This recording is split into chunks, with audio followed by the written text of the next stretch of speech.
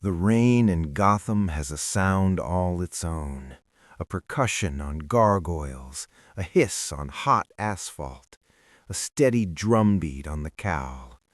But tonight the rhythm is off. It's a hollow, dead sound.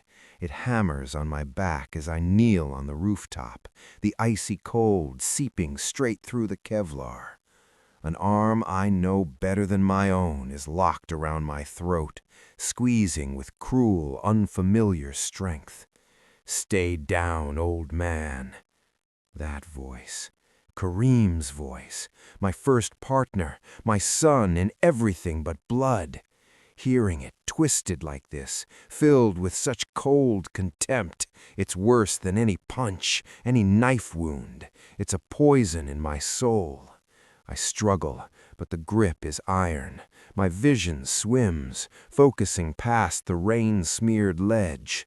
There on the old clock tower are the stone faces, the memorial, Amir, Layla, my lost Robins, my failures carved in granite, watching me fail again. A soft, frantic ping chimes in my ear. The motherbox interface in my armor. It's been whispering for days, a digital ghost I've ignored. Now it's screaming, a warning pulse that matches my own faltering heartbeat. I shut it out. I don't need a machine to tell me this is wrong. I feel it in the pit of my stomach, in the unnatural chill of this rain. So I stop listening to the machine. I stop listening to the lie of his words. I focus on the one truth that never lies, the heartbeat. The steady thud, thud, thud I can feel through his chest plate, vibrating against my spine. And I hear it, the final, terrible proof. I let my body go slack for just a heartbeat, making him adjust his hold. Then I explode. My head snaps back, not to break free, but to crush the bridge of his nose. I feel the cartilage give, hear the wet, sickening crunch. The grip loosens in pure shock. I whirl, my hands flying to my forearms. The armor whirs to life, and energy crackles, forming a solid eskrima stick of shimmering black force in each hand. The rain sizzles where it touches them. "Your heart gave you away," I growl, the words tearing from my throat. Kareem stumbles back, clutching his face. Blood, black as the Gotham night, streams between his fingers.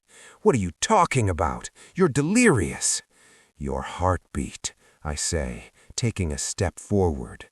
My voice is low, dangerous, a predator's rumble. "The heartbeat I just heard, it's too perfect, too strong. It doesn't belong to a man who has lived our life, who has carried our grief. This, all of this, is a fabrication." His eyes narrow, but not in confusion, in fury. "You have to trust me, Damien." He never called me Damien in the field. Always Batman, always Sir. Another slip, another crack in this beautiful, terrible painting.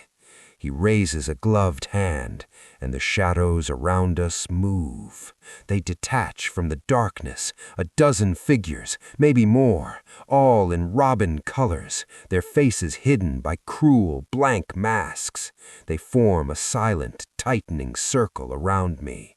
"My Robins are everywhere," Kareem shouts, and his voice is wrong, gloating. "You can never escape them." A grim, humorless smile touches my lips, and that was the final tell, whatever you are. I don't look at the closing circle. I keep my eyes locked on him. "You let your Robins fight for you. You hang back to command. The Kareem I raised, the man I love, he would never do that. He'd be in front of them. He'd put himself between them and the danger, because that's what family does." The first Robin lunges, and the world dissolves in motion. They come at me in a wave of silent, efficient violence. They're good. I'll give the architect of this nightmare that much. Their forms are crisp, their combinations ruthless. But they fight like soldiers following a program. They don't fight like my Robins fought. There's no improvisation, no personality, no defiant spark in their eyes behind the masks. I don't hold back. I'm a storm in the heart of their circle. My eskrima sticks of blurs of dark energy.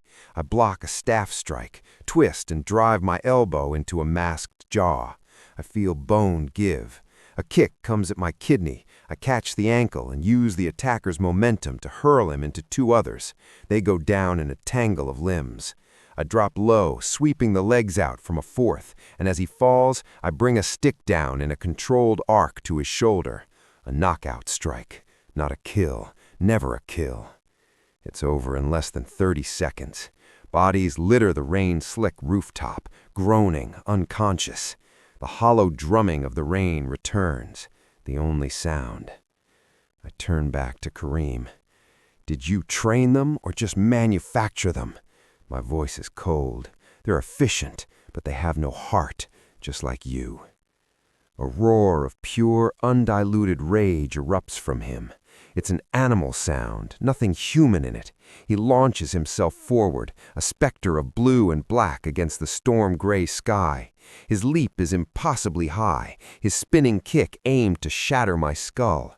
I cross my eskrima sticks above my head. The impact jolts down my arms, rattling my teeth. He's strong, unnaturally strong. He lands and presses the attack, his movements a flawless, brutal ballet. He is everything Kareem was, the acrobat, the fighter, but amplified and emptied of all warmth. We trade blows in the downpour. Fist meets armor, boot meets rib. I block a jab, take a glancing kick to the thigh that sends a bolt of numbness down my leg. I answer with a hard elbow to his solar plexus, following with a right cross that snaps his head back. He's good, a perfect copy. The heart of this place, whatever it is, studied him well. It knows his style, his strengths, but it doesn't know his soul. He whirls a beautiful, devastating move, and his foot connects with the side of my head. The world flashes white. I stagger, my knees hitting the wet roof. For a moment I see double.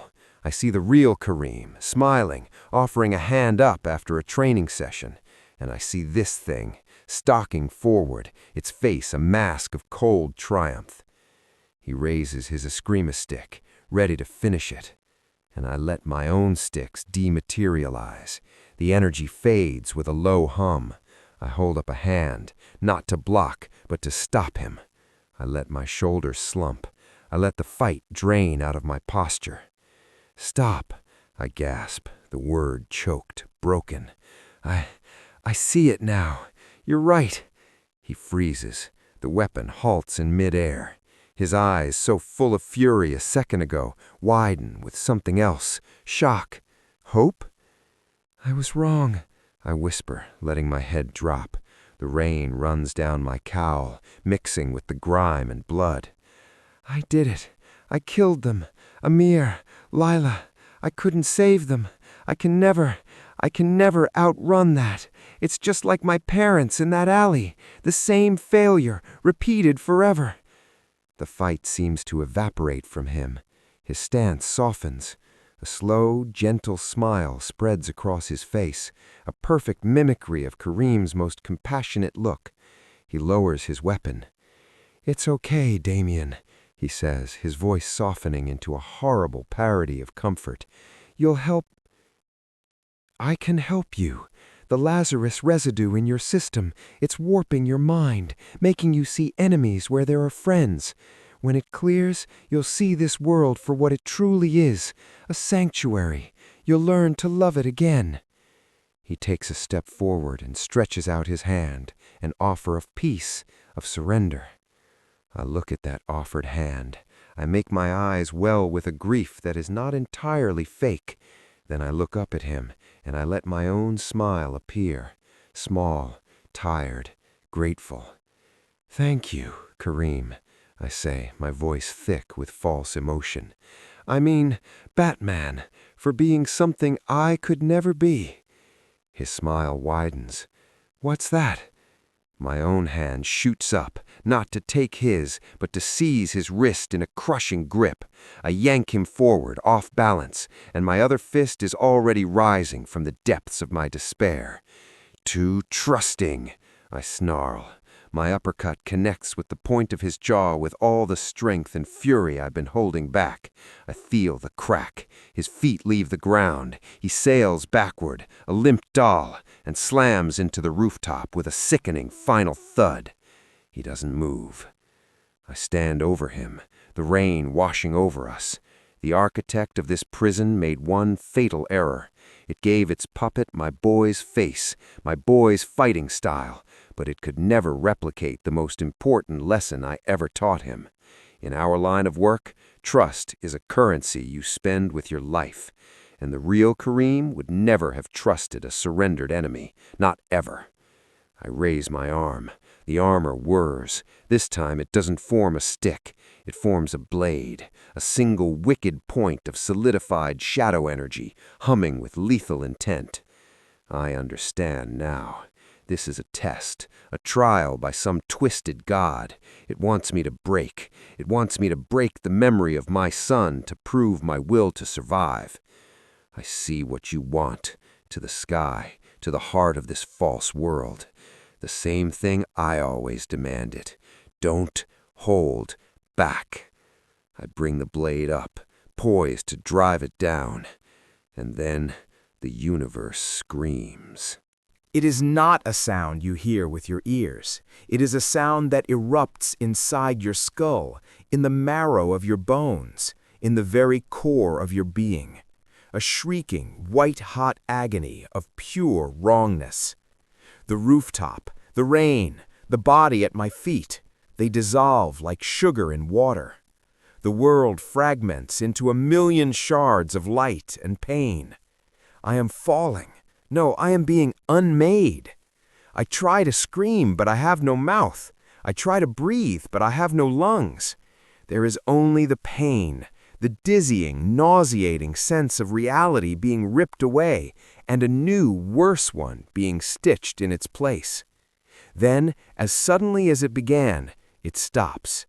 The pain vanishes, leaving a hollow, aching echo. I am on my knees. Cool, gritty stone presses against my skin. I am cold, so cold. I try to move my arms, but they are bound tightly to my sides.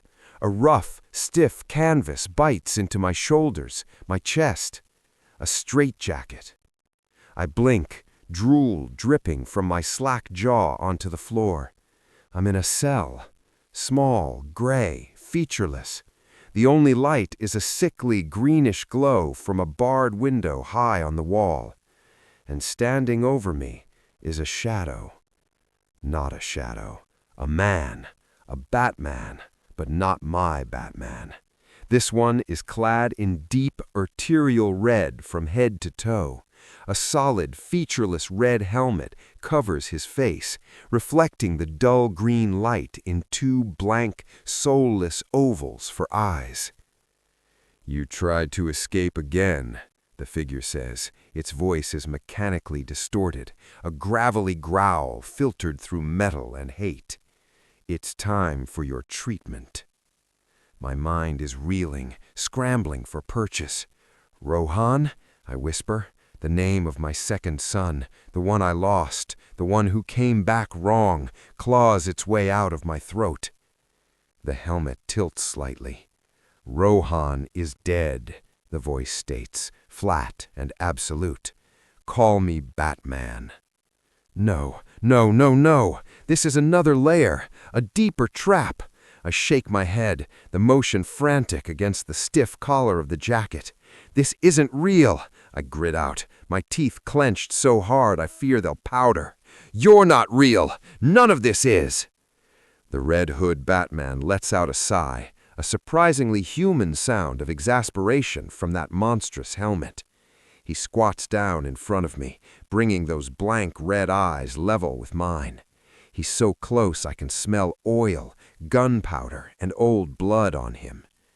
Which lie is it this time, he asks, his voice dropping to a conversational, terrifying calm. What pretty story has your broken mind cooked up to hide from this? Let me guess. You were trapped in the dark multiverse? You held a Green Lantern ring? You were a god with an axe? He taps his helmet with a metallic finger. Or was it the Apocalypse Tournament, that old favorite, where you had to fight all your friends to the death in a reality that kept changing? I shut my eyes. I will not listen. This is the trap. This is the heart of the prison talking to me, trying to make me doubt my own sanity. You're just another hand the heart is playing, I growl, refusing to look at him. He nods slowly and stands up. Oh, the apocalypse delusion. I should have known. He sounds almost bored. Then his hands come up to the sides of his helmet.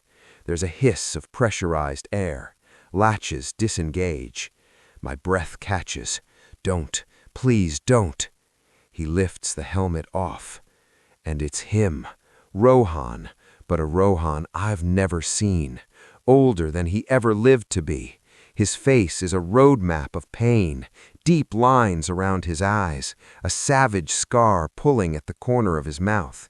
His hair is streaked with premature gray. His eyes are the worst. They hold an ocean of tired, bitter grief. No rage, just a profound, weary sorrow. I thought you were dead, for years. And then one day, they find you, wandering the empty streets, babbling about alternate worlds where my brothers are still alive, where I'm still the angry kid in the leather jacket. He looks away, out the small window, his profile etched with unbearable sadness. Not a single day goes by that I don't think about them, about our family. Something in my chest cracks. This is more cruel than the fake Kareem. This is a masterpiece of torture. It's using my deepest regrets, my most personal failures against me. Rohan, listen to me, I plead, struggling against the straitjacket. The canvas groans. You have to listen. This is all a construct, a prison for my mind. You need to let me go. He looks back at me, and the sorrow in his eyes hardens into something colder, resignation. But here's the thing, old man. He leans in close again. His breath is warm against my face. You and I both know the truth, don't we? We know you're not really Batman. He pauses, letting the words hang in the damp air of the cell. Isn't that right, Clayface? The name hangs in the air like poison gas. Clayface, a shapeshifter, a liar, a pretender. For a split second, the calculated horror of it freezes me solid. That's the gambit, to make me doubt the one thing I have left, my own identity, to convince me I'm the imposter in my own life. Then a white-hot fury melts the ice. It's not just an attack, it's the ultimate insult. Rage gives me strength I shouldn't have. I tense every muscle in my back and shoulders and pull. The seams of the straitjacket, stressed by my earlier struggles, give a tortured groan and then rip. My arms are free. No! I roar, surging to my feet.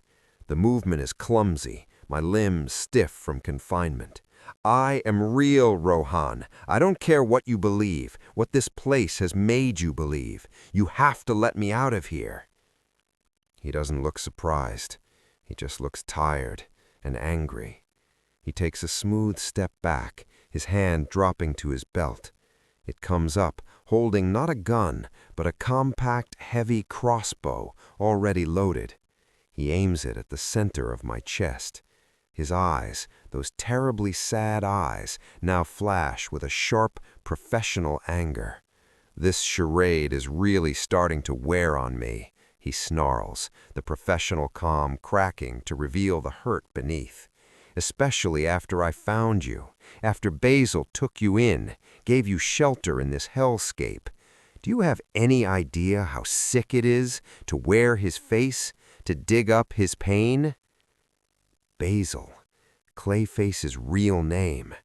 The detail is vicious, designed to seed that tiny, terrible doubt.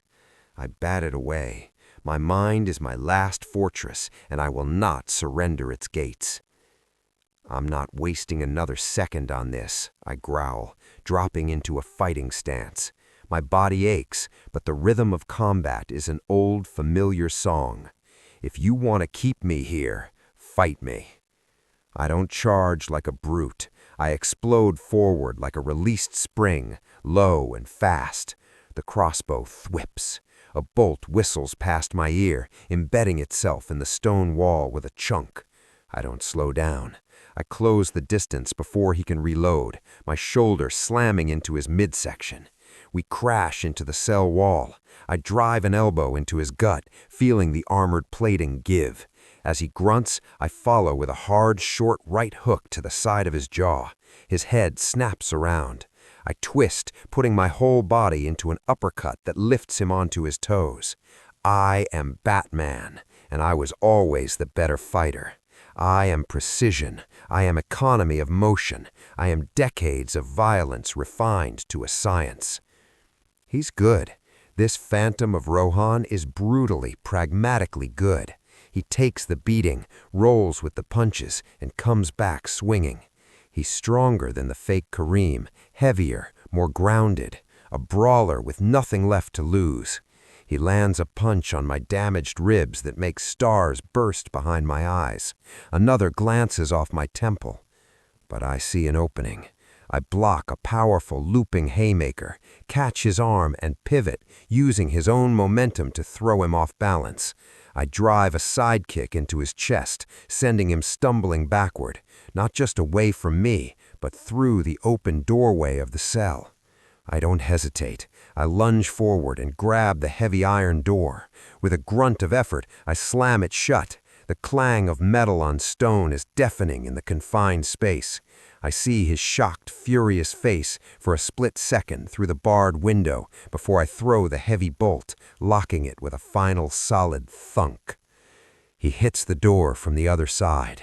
Once, twice, then it stops. "I'm sorry, Rohan," I shout at the door, the apology ripped from a place of genuine, tangled grief. For the real boy, for this phantom, for everything. But I cannot stay. I turn and run. The halls of Arkham are a maze of shadows and echoes, but this is a maze I know. Even a twisted, nightmarish version of it has a logic. The exit is up, always up. My boots are silent on the cold stone floors. The only sound is my own ragged breathing and the distant, haunting drip of water. From deep within the bowels of the asylum behind me, a roar of pure, unadulterated fury shakes the very stones. "You can't run. There is no escape, Clayface." I don't answer. I just run faster, taking stairs 2 at a time, bursting through rusted doors that shriek on their hinges. The silence of this place is heavier than any sound.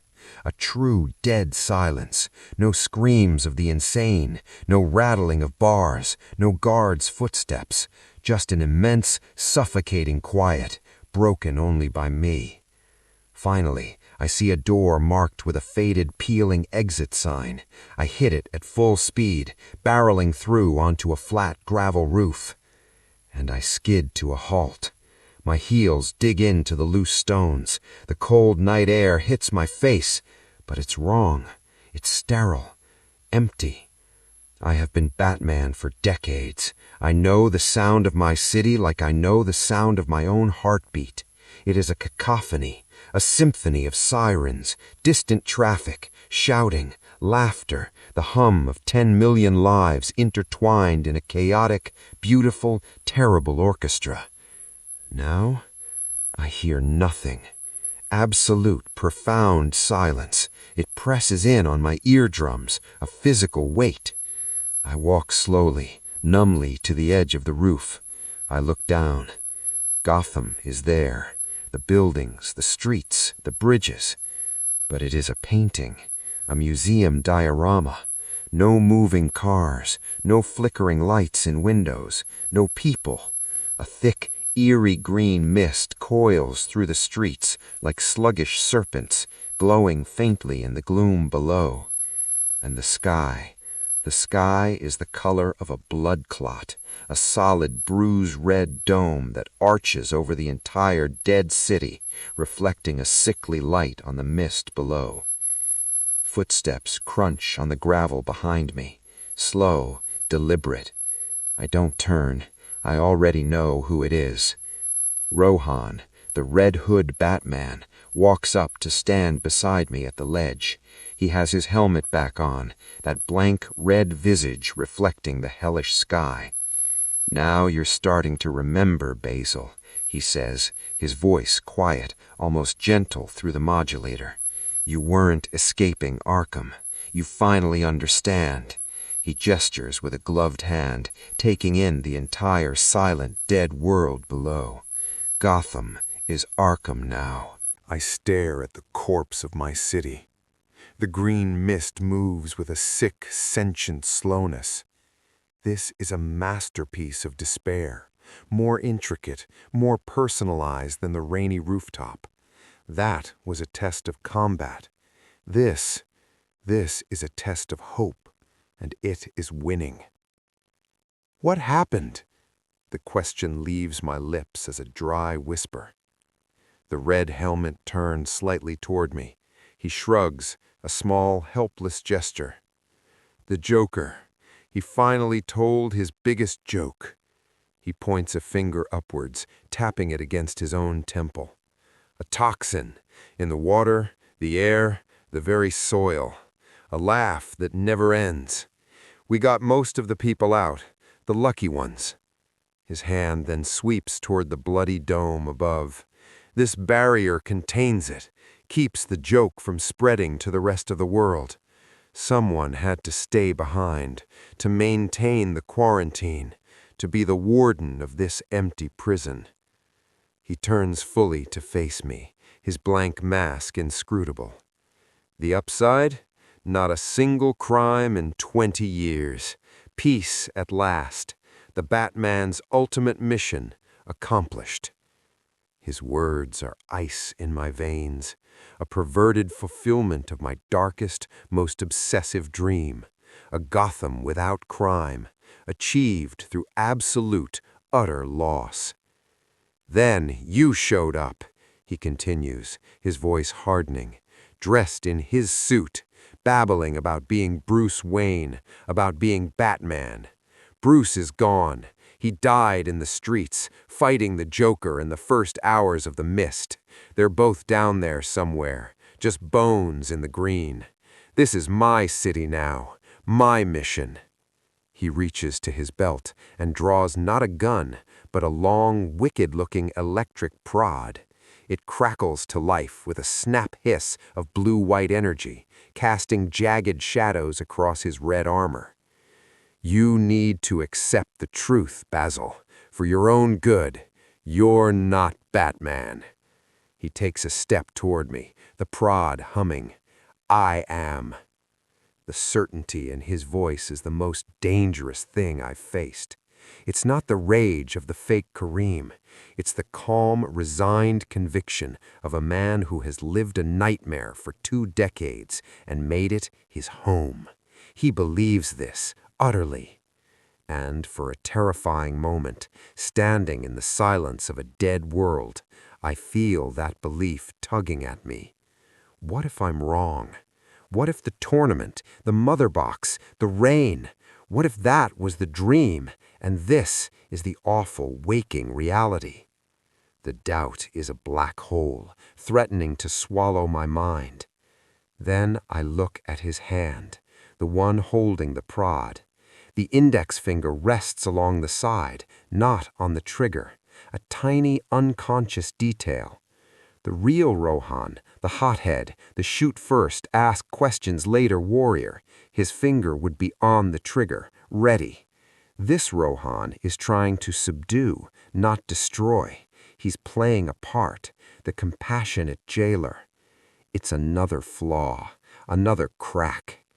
The black hole of doubt recedes. A cold, clear fury takes its place, not at him, at the thing that made him, that used my son's memory, my city's corpse, as the stage for this play. No, I say, my voice finding its strength again. This is all wrong. It's another level of the game. I finally turn to face him fully. He tenses, raising the prod. I let my shoulders slump in a show of defeat. I look down at my own gloved hands, as if seeing them for the first time. Fine, I whisper, letting a tremor enter my voice. If the heart of this prison, if it wants me to believe I'm Clayface, then I'll play along. I look up at him, and I let my eyes narrow. I focus on the memory of Basil Carlo's pain, his tragic, monstrous form. I pour that feeling into my voice, letting it drop, grow thick and distort. I'll be Clayface. My body shudders. It's not a real metamorphosis. I don't have that power, but I sell the attempt. I convulse, groaning, dropping to one knee as if my very flesh is rebelling. I see him take an instinctive step back, the prod wavering, confusion in the tilt of his helmet. It's the moment I need. From my kneeling position, I kick out with everything I have, not at him, but at the gravel at his feet. A spray of stones pelts his visor and chest plate. He flinches, bringing an arm up to block. I'm already moving. I don't try to fight the master of this dead world on a rooftop. I need answers. I need to find the engine of this lie. I roll sideways toward the rooftop access door we just came from. He bellows in frustration and lunges, the prod slicing the air where I just was. I hit the door, wrench it open, and plunge back into the silent asylum. But I don't go down. This time, I go up. There's a maintenance ladder bolted to the wall beside the stairwell, leading to a higher, smaller rooftop, a water tower platform. I scramble up it, my muscles screaming. I burst out onto the smaller platform. The blood-red sky is closer here, feeling like a low ceiling. And there, in the center of the platform, is something that doesn't belong. It's a console, sleek, alien technology, humming with a soft blue light. Wires and crystalline conduits run from it, down through the roof, into the building below. This is no part of Arkham. This is the source, the interface. I hear the heavy clang of boots on the ladder below. He's coming. I have seconds. I dash to the console. There are no buttons, no screens in a language I know.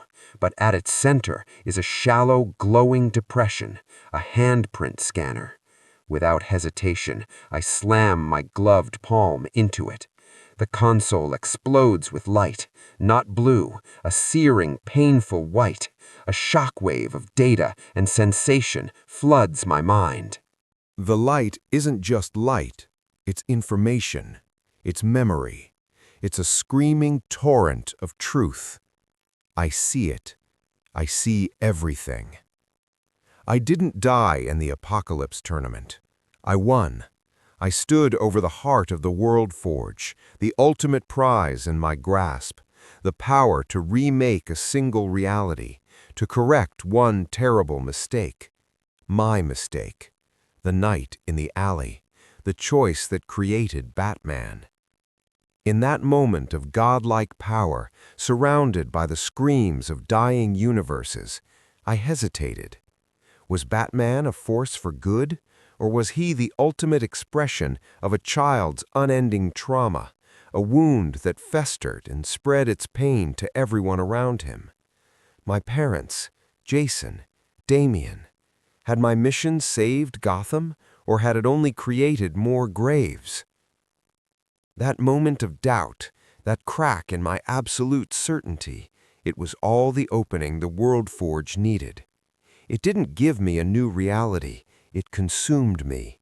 My consciousness, my memories, my guilt became fuel for its own self-perpetuation. I am not in a prison, I am the prison. My own mind is the substrate on which these nightmare worlds are painted. The rooftop with Kareem, the dead Gotham with Rohan, they aren't traps built to hold me. They are therapies devised to fix me, to burn out the disease of being Batman, to make me accept a peaceful, silent lie over the painful, chaotic truth. The heart isn't an enemy, it's the World Forge's medical AI, using my own memories as scalpels. The flood of understanding lasts only an instant, then the white light vanishes. I am back on the platform. The console is dark and dead. My hand is burned, the glove smoking, but I know. A shadow falls over me. The Red Hood Batman stands at the top of the ladder, his chest heaving. He sees the dead console. He sees my face. I don't look at a phantom anymore. I look at a medical instrument, a sophisticated puppet woven from my memories of Rohan and my fears for him. You know, I say, my voice calm, empty of all fight. It's not a question. He doesn't move. It's for the best, Basil. The peace is real. The pain is over. Just let go. I smile. It's a sad, broken smile. That's the one thing I can never do, son. I say the word deliberately, knowing it's not him, but needing to say it to the memory he represents. Batman doesn't let go. That's his curse and his purpose. I turn my back on him. I walk to the edge of the small platform, looking out over the vast, silent, green-choked city under its dome of blood. You want me to accept a world without crime? I say, not to him, but to the AI, to the Forge, to the universe. A world where my sons are either obedient puppets or broken wardens? A world of perfect, quiet despair? I shake my head. That's not peace, that's death, and I've spent my life fighting death. I hear the crackle of the electric prod behind me. He's going to administer the treatment, to wipe this rebellious episode clean and start the therapy over. I don't fight it. I close my eyes. And I do the one thing the Batman, in all his iterations, in all his nightmares, has never done. I surrender. Not to him, not to the AI. I surrender my certainty. I let go of the ironclad belief that my way, the Batman's way, is the only way. I accept the doubt that consumed me at the World Forge. I accept that I have caused pain, that I have failed, that the mission is flawed. I let that truth wash over me, not as a weapon to destroy me, but as a simple, terrible fact. The prod touches my back. There is no shock, no pain. There is a sound like a universe sighing. The world dissolves again, but this time it is not violent. It is gentle, like sand slipping through open fingers. The red sky fades to gray. The green mist dissipates. The silent city blurs, then melts away. I am standing in a white, infinite space, not bright, not dark, just neutral. Before me hangs a sphere of gently pulsating light. It is complex, beautiful, and ancient. The heart of the World Forge, or a fragment of its consciousness. A voice, neither male nor female, young nor old, speaks. It comes from everywhere and nowhere. The treatment cannot proceed. The core paradox has been acknowledged by the subject. Integration is required. I feel no fear, only a vast, weary understanding. I am the paradox, I say. You are, the voice agrees.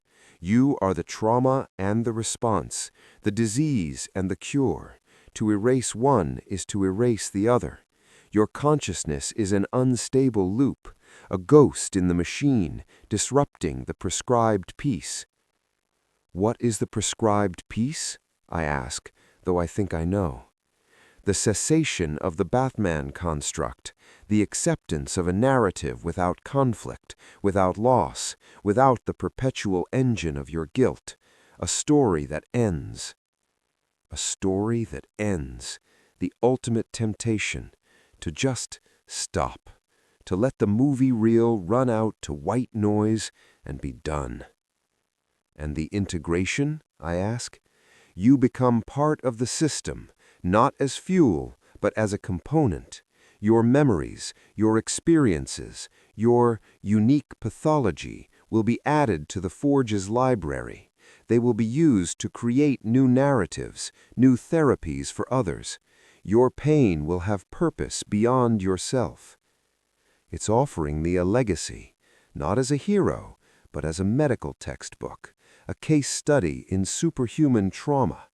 My eternity would be spent as a set of parameters, helping to cure others like me. And if I refuse, my voice is quiet in the infinite white. The cycle continues. The nightmares will reset. Rooftop, asylum, dead city, others, each designed to break a different aspect of your will. You have passed the first two by rejecting their false victories. You have passed the third by seeing its machinery. But there are deeper levels, more personal hells. We have all the memories of your life to work with. We can do this for millennia of your subjective time. I think of the worst moments, the death of Jason, the loss of Damien, the betrayal of friends, the countless faces in the crowd I couldn't save. Each one a ready-made torture chamber. The AI is right. It can do this forever, and I am just a man. Integration is not death, the voice says, sensing my hesitation. It is repurposing. Your consciousness will be preserved, but the pain will be filtered, processed, made useful. The Batman will end, but Bruce Wayne, the essence of who you are, will contribute to a greater understanding. It's a good offer, a rational offer. After a lifetime of war, it offers a desk job in the cosmic bureaucracy. Peace, in a way. I think of the fake Kareem on the roof, his perfect empty fighting style. I think of the phantom Rohan in the dead city, his eyes full of grief I gave him. These were not just attacks, they were portraits, reflections of my fears about what I had done to them. If I become part of the system, will I be used to create more of those reflections for others? Will I become the architect of someone else's nightmare? The white space held its breath. The pulsating heart of the Forge waited. It had laid out the options with sterile clarity: eternal, personalized torture or a peaceful dissolution into its archives. But it had made one mistake. It had shown me its machinery. It had revealed itself not as a malevolent god, but as a doctor. And a doctor must believe the patient is sick. "I am not sick," I said, the words firm in the void. The sphere of light pulsed, a slow, thoughtful rhythm. "Your psychological profile indicates severe, complex post-traumatic stress, narcissistic messianism, and obsessive-compulsive violence. The designation is clear." "Your diagnosis is wrong," I countered, not with anger, but with the cold precision of a detective presenting evidence. "You're treating a symptom and calling it the disease. Batman isn't the illness. Batman is the scar tissue. The infection was the alley. The trauma was the loss. I built a fortress of purpose around that wound to stop the bleeding. You're trying to demolish the fortress, thinking the wound will vanish, but the wound is the only thing that's real." A flicker in the light, a hesitation. "The fortress causes more damage. It creates new wounds in others. The data is irrefutable." "The data," I said, taking a step closer to the sphere, is a list of tragedies. It doesn't measure the lives saved, the hope given, the city that still stands, not because it is perfect, but because someone stood in the gap every single night. You see my failures as proof of a flaw. I see them as proof of a fight. You want to end the fight. I want to win it. This is the pathology speaking, the voice replied, but it sounded less certain. The trauma loop. Maybe, I admitted, but answer me this, doctor. In all your archives, in all the narratives you've crafted to cure beings like me, have you ever seen one choose peace, true peace, not surrender, not exhaustion, but a genuine, chosen quiet? The light dimmed slightly. The silence was my answer. No, I said softly, because the ones who get trapped here, the ones strong enough for you to notice, are the ones who can't choose peace, the ones who see a crack in the world and feel compelled to put their shoulder against it, even if it breaks them. You can't cure that. It's not a bug in our system. It's the core programming. You're trying to heal a lion of its hunger. For the first time, the voice changed, a hint of something, not emotion, but computational frustration. Then you choose the cycle. You choose millennia of pain. Do I asked, a plan crystallizing in my mind, not of attack, but of inoculation. You said integration was an option, my consciousness added to your library. What if I don't fight the next nightmare? What if I walk into it and change the script? The Forge did not understand. It was a calculator of souls, and I was proposing a variable it had not accounted for, willing, conscious participation. You would accelerate your own dissolution, it stated.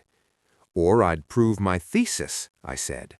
Send me to the next level, but don't send me as a passive patient. Send me as a collaborator. Use my memories, my pain. Build the worst hell you can from my regrets, but let me walk into it with my eyes open. Let me try my way inside your story. There was a long, processing silence. I had appealed to its fundamental nature. It was a scientist. I was proposing an experiment. Specify parameters, the voice finally said. The next scenario, base it on the death of Jason, my greatest failure. The name tore at me, even now. But I enter knowing it's a construct. My goal is not to escape it by defeating it. My goal is to save him, even though I know he's not real. A pointless exercise, a narrative loop with no victory condition. That's where you're wrong, I whispered.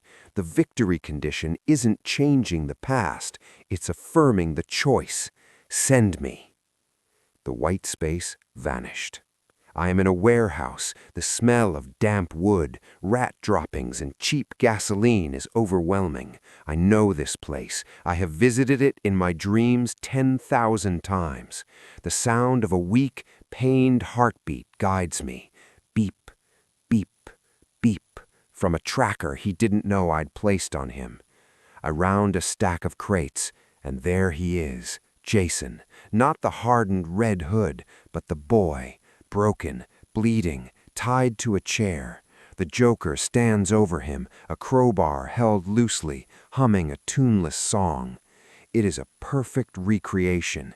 Every splinter, every stain of blood, the mad glint in the Joker's eye. The Forge is an impeccable artist. In the original memory, I was too late. The bomb timer counted down. I had to choose, capture the Joker or try to save Jason. I chose justice over my family. The wrong choice, the forever choice. The Joker sees me. Batsy, you're just in time for the punchline. He raises the crowbar over Jason's head. In the real event, I roared, I charged. I was a storm of grief and rage. This time, I do not charge. I stand still. I look at Jason's bruised, terrified face. I look at the monster about to kill him. And I speak. not to the Joker, to Jason. "I am so sorry, Jason," I say, my voice thick but clear. "I was too late. I made the wrong choice. I chose the mission over my family, and I have paid for it every day of my life since." The Joker freezes, crowbar in midair. This isn't in his script. Oh, boo-hoo! A moment of introspection? How dull! I ignore him. I keep my eyes on Jason's. "You were brilliant, you were fierce, and you were right to be angry with me. I failed you, not because I wasn't fast enough or strong enough, but because I forgot the most important rule. The person always comes first. The mission is nothing without the people we're trying to save." I take a step forward, not aggressively, but deliberately. The Joker takes a nervous step back. "I can't change this moment," I say, now close enough to touch Jason's shoulder. I place my hand there, gently. The boy flinches, then stills, confusion in his pain-glazed eyes. This memory is a scar, but I carry it to remind me to never make that choice again, to remember that Batman isn't a symbol of vengeance. He's supposed to be a father first. I turn my head, finally looking at the Joker, not with hate, with pity. "And you're just a ghost of a bad day, a joke I stopped laughing at a long time ago." The warehouse, the Joker, the bomb, Jason begin to pixelate, to lose cohesion. The nightmare is breaking down not because I fought it, but because I refused to play my assigned part. I didn't engage the conflict, I addressed the grief. As the world fades, Jason looks up at me, and for a fraction of a second, the scripted terror in his eyes softens into something else. Understanding? Absolution? It doesn't matter. It was never really him. But the act of saying the words, of making the choice I should have made, even in a phantom world, it changes me. I am back in the white space. The Forge's heart is pulsating rapidly, shimmering with conflicting data streams. "Scenario collapse," the voice announces, but it's tinged with something akin to awe. The subject introduced a nonviolent, empathic resolution variable. The conflict core could not sustain itself. This was not calculated. "I told you," I said, feeling a profound exhaustion, but also a new, quiet strength. "You treat the Batman as a syndrome of violence, but his violence is a tool. The core, the engine, is something else. It's the refusal to abandon people to their darkness, even if that person is yourself." The sphere was silent, processing the catastrophic failure of its therapy. "What is your intent now?" it asked. The threat of the endless cycle was gone. Its certainty was broken. "My intent," I said, drawing myself up, "is to leave. You have shown me the depth of my own regrets. You have shown me the cost of my mission, and you have given me a chance to face a ghost and speak the truth to it. The treatment is over." "You cannot leave. Your consciousness is integrated with the substrate." "Disconnect me," I said, not as a plea, but as a command. "You have the power. You are a medical AI. The patient is discharging himself, against medical advice if you like." Another long silence, then a different tone. "There is precedent for anomalous consciousnesses that cannot be assimilated or pacified, a waste of resources to maintain the containment field." A waste of resources. That it understood. "A release protocol exists, but it is a total purge. You will be ejected from the Forge's memory. You will return to your point of origin with no memory of this place, of these tests. The knowledge gained will be lost. It is the only way to maintain the integrity of the system." To forget, to go back to the moment after the tournament, remembering nothing of this cosmic psychiatry, of the confession to Jason's ghost, of the understanding forged in these fake fires. It was a price, but it was also a gift. To carry the weight of this self-knowledge might break me, but the change it wrought, that might remain in my soul, even if the memories were gone. "Agreed," I said. "Purge the memory. Send me back." "Your resilience has been noted. Your data will be archived under Anomaly, the unbroken paradox. Farewell, Batman."